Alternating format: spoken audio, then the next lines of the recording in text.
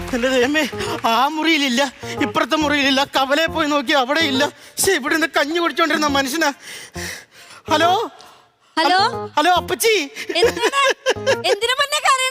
അപ്പച്ചി പപ്പനെ കാണുന്നില്ല അപ്പച്ചി.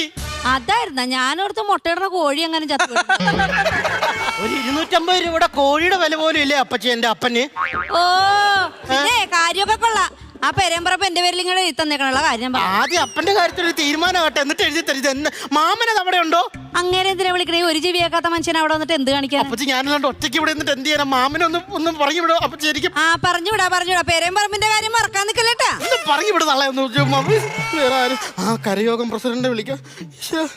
ഹലോ ഹലോ കരയോഗം പ്രസിഡന്റ്. പ്രസിഡന്റ് ഇത് എവിടെയോ? ഞാൻ ന്യൂയോർക്ക് സിറ്റി നിൽക്കണടാ. അവിടെ എന്നാ പരിപാടി? കാളയ്ക്ക് മൂക്കേറ് വാങ്ങിക്കാൻ വന്നത്. ഉറങ്ങണില്ലേ? അപ്പം നിനക്ക് അറിയാം. അറിഞ്ഞു വെച്ചോണ്ട് ചോദിക്കാണ്. പച്ചപ്പാരാ